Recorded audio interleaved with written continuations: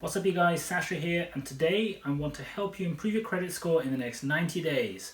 If you're looking to apply for a new loan, a mortgage, if you generally want to just help yourself improve your credit and you don't know what to do, these tips can help you improve it relatively quickly. Now, before we jump into all the different things, a word of warning.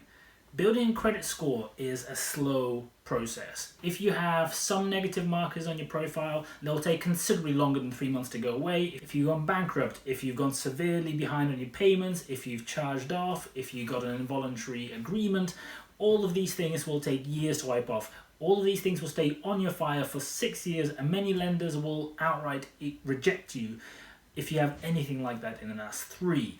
But assuming you don't, and assuming that you have maybe a few other things that are dragging your score down a little bit, let's jump into a few things that can really help.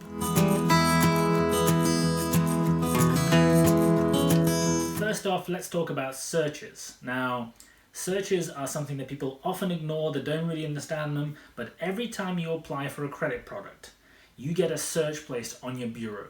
And that search can be incredibly bad for applications after that. In fact, a lot of lenders will reject you if you have more than 2 or 3 searches in the last 1 or 3 months.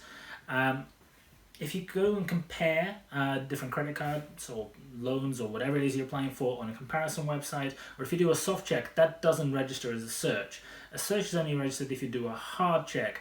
Most lenders won't do that until you're actually going through and applying, so stop applying. And just make sure you're careful with where you're putting your details. Some comparison websites will actually do a hard search. Some lenders will do a hard search, even today. And in fact, if you're applying for things like mobile phone contracts or other things that are still forms of credit, you might also register searches against your name. So stop applying for new things if you don't absolutely need them. Number 2, make payments on time and don't go over limit. That sounds incredibly simple, but a lot of people treat their payments to credit cards as though they're utility bills. They're careless, they don't think about them. They'll pay them when they have the time. Don't do that. Make sure you pay at least the minimum and make sure you never go over your limit. Those 2 things done for several months in a row will help you considerably. Make sure you pay more than the minimum if you have the ability to do so, because the proportion of your balance decreasing over time can and does get tracked when you apply for the next product.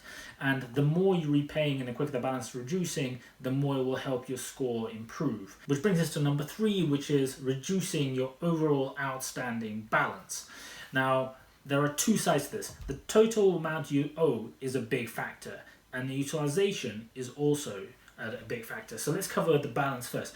The total you owe across your loans, credit cards, various different lending products as a sum is important. Some bits are more important than others. So things you owe in loans and credit cards are much more important than your mortgage, because your mortgage is not treated as a short-term or medium-term form of credit. So make sure you look at your credit cards and your loans and you repay the highest interest thing first, because that will help you overall. When you've done that, pay the next highest interest and keep doing that. The lower your balance is, by the time you're applying for the next product, the better it will be for you. Now, the counter to that is utilization. Utilization is the proportion of your credit limits or unsecured credit lines that you actually have as balance borrowed on those credit cards. Here is a slightly odd thing. If your total balance is not very high, but you have borrowed very close to the credit limit on the 1 or 2 credit cards that you do have, your utilization number will be very high, and that can be a trigger for companies declining you.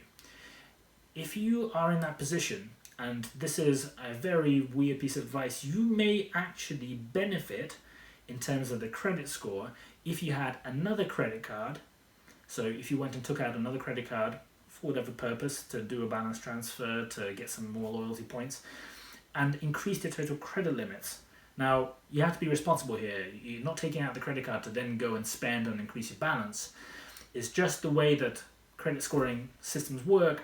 Your utilization will reduce if you go and do that. That might actually help you pass credit scoring in the future.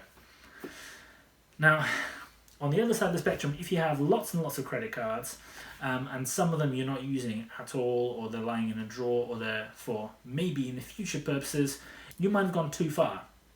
You're probably best off taking some of these and closing them, Total number of products is a factor. Total number of credit cards is a factor that goes into scorecards. Close down unused credit cards unless you need it for the weird scenario which I described. The lower number of credit cards you have, the better it is in almost every case. The next thing you must do is subscribe. Subscribe, hit the notification bell so you get notifications every time one of my videos comes out, and make sure you smash that like button.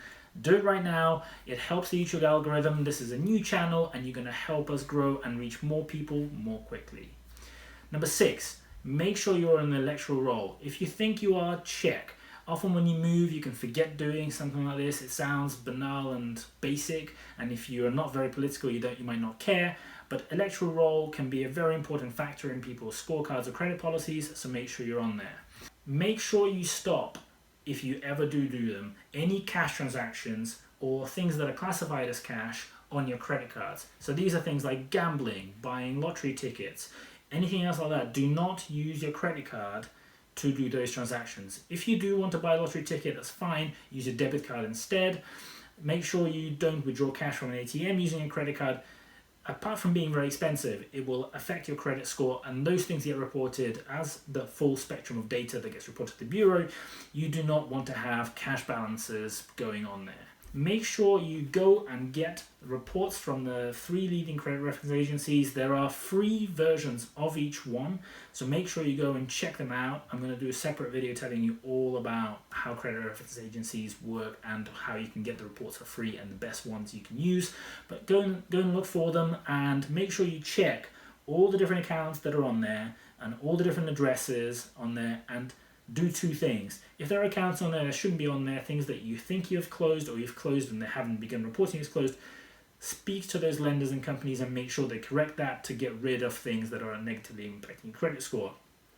Last, make sure that you check the addresses. Sometimes when you move, you might forget to update one of your addresses on one of your credit cards, and they'll continue linking you to an address that you've moved out of, and potentially link you to people who still owe that address and their credit scores.